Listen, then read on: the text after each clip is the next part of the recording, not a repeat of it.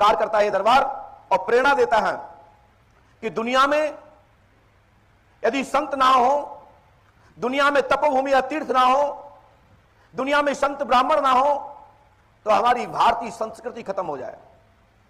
आज यही संस्कृति परंपरा के लिए हम सभी लोग तीर्थों में भ्रमण करते हैं, वहां से रज भूमि से प्रार्थना करके अपने जीवन के भौतिकवाद के भौतिक प्रश्नों के समाधान के लिए संतों का आशीर्वाद कर ग्रहण कर अपने जीवन को सफल बनाते हैं।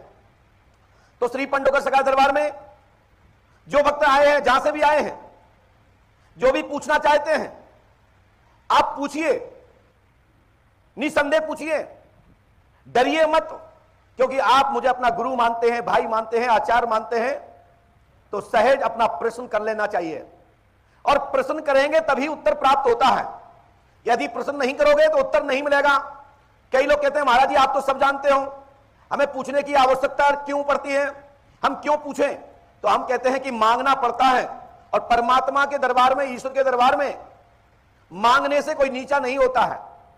मांगना उससे चाहिए जो किसी से ना कहता हो, आशीर्वाद उससे लेना चाहिए जो आशीर्वाद देने में कतराता ना हो, पैसा उससे लेना चाहिए जो आपकी सामाजिक प्रतिष्ठा बना के रखे, आपकी बेइज्जती ना करे।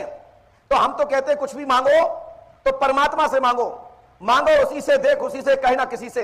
वो मात्र संसार में कोई है तो परमात्मा है, उनसे मांगो, आपको मिल जाएगा, और वो किसी से भी नहीं कहेगा। तो श्री पंडोकर सरकार त्रिकालदर्शी दरबार में आपके विषय में पर्ची पर कैसे लिख के दे दिया जाता है, आपको बताने की जरूरत नहीं होती है। पूरे दुनिया में साइंस, बड़े बड़े पढ़े लिखे लोग पंडोकर सरकार के दरबार पर टीका टिप्पणी करने के लिए तत्पर तैयार हैं, और ये नजर गाड़े रखे हुए हैं कि पंडोकर सरकार चूके और मैं पंडोकर सरकार की बेइज्जती करूं। और मैं कहता हूं कि आप पढ़े लिखे हैं, खुले और सावधान रहें। मैं दरबार में बैठ चुका हूं, और आपको जो कमी समझ में आए तो तत्काल में प्रसार में डाल दीजिए, जिससे यह पता हो सके पंडोकर सरकार का सिस्टम क्या है। पंडोकर सरकार के दरबार में आपसे फीस ली जाती है, पंडोकर सरकार के दरबार में आपसे मुलाकात करने के लिए बाध्यता है। यह बाध्यता नहीं है कि आप पर्ची कटाओ, हम बता देंगे तो बता देंगे, नहीं बताएंगे तो नहीं बताएंगे, ऐसा नहीं है। यदि आपका टोकन कटा है और आपने टोकन की शुल्क दिया है तो मैं बताने के लिए बाध्य हूं, और इसमें मेरी घोषणा है। यदि मैं ना बता पाऊं तो टोकें, यदि सत्य ना हो तो टोकें, और गलत बात को स्वीकार मत करें, नहीं तो सामाजिक प्रतिष्ठा धूमिल आप सबकी होगी।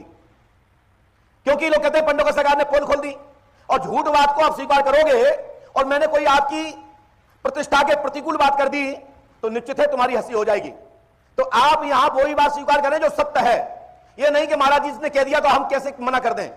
मना करना चाहिए, नहीं तो तुम्हारे परिवार के लोग तुमको फटकार लगाएंगे कि तुमने ऐसे खोटे खोटे आचरण किए हैं और तुम बेइज्जती करा के पंडोकर धाम से आ गए, और फिर घर पे जाके कहोगे कि नहीं ऐसा नहीं था, मैंने महाराज जी से कुछ नहीं कहा, क्योंकि वहां बहुत अनुयायी गण बैठे थे, तो महाराज जी के शिष्य लोग क्या कहेंगे। तो ये आपकी गलती होगी। मैं तो वो बताऊंगा कि जिंदगी में सोचा नहीं होगा, आपको लाजवाब करके भेजना मेरी जिम्मेदारी है,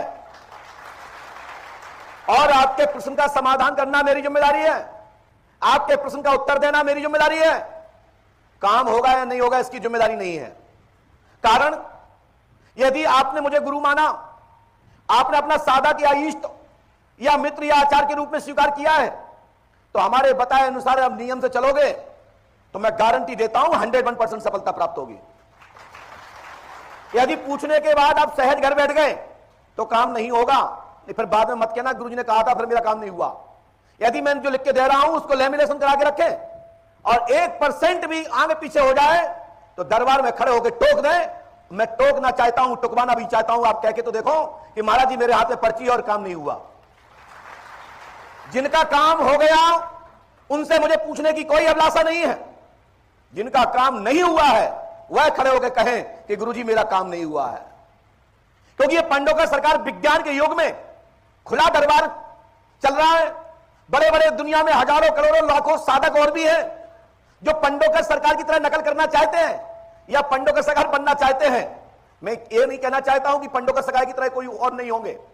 अरे भगवान श्री राम जी के टाइम में भी 3 त्रिकालदर्शी गुरु बैठे थे, गुरु वशिष्ठ, गुरु विश्वामित्र, त्रिकालदर्शी महाराज वाल्मीकि प्रचेता पुत्र और भगवान स्वयं राम जी के पिताजी के सखा मित्र आनंद ब्राह्मण कोटि के श्रोमणी महाराज सुमंत भी वहां पर दीर्घायु चिरकाल लंबी सोच रखने वाले दीर्घकाल की बात बताने वाले महाराज सुमंत भी वहां विराजमान थे।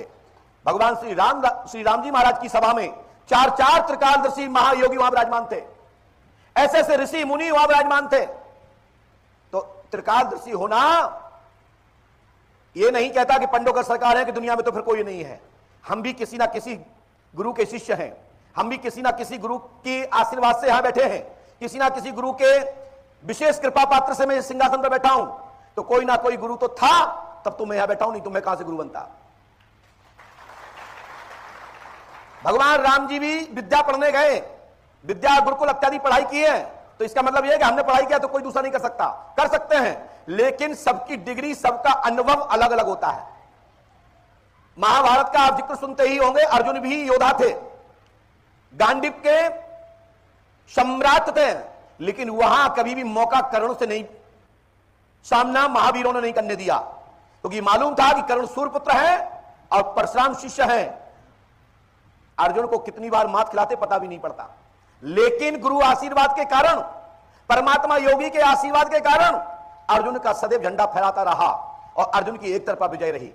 तो कहने का तात्पर्य है गुरु आशीर्वाद भी बड़ा काम का होता है। गुरु आशीर्वाद जिसके साथ हो जाए तो उसकी ही विजय होना सुनिश्चित है। और धर्म पर चलते रहो, सत्य को पकड़े रहो, विजय होना सुनिश्चित है। दरबार में जो भक्त पंडोकर धाम आए हैं, मैं जो लिख के दे रहा हूं उसको लैमिनेशन करा के रखें। और बहुत सारे आजकल बाबा लोग भी हमारे वीडियो को फॉलो करते हैं। जो भक्त यहां से पूछ के जाते हैं और वहां पहुंच गए धोखे से, तो हुबहू वही बताएंगे जो मैंने बताया।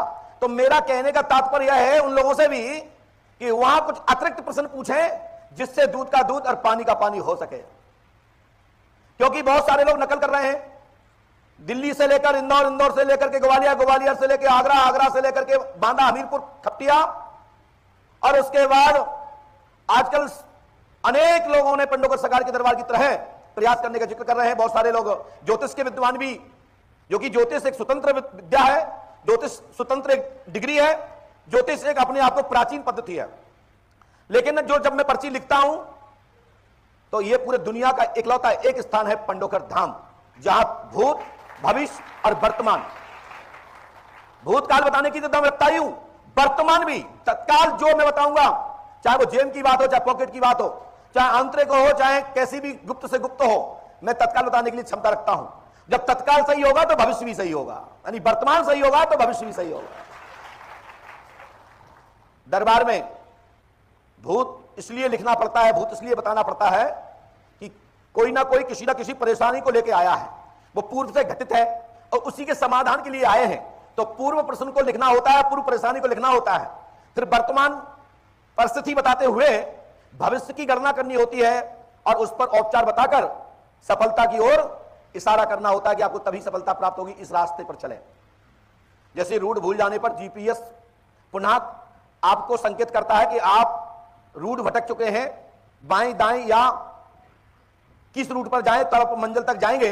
वही काम हमारा है कि आपको बताने के बाद यदि आपका रूट भटक जाता है तो मैं पुनः आपको संकेत करूंगा कि पुनः वृत्ति करें, पुनः उसी रोड पर वापस जाएं और फलाने समय, फलाने महीने, फलाने सन तक आपको सफलता प्राप्त होगी। ऐसा दरबार में उल्लेखित कर आपको इशारा किया जाता है। दरबार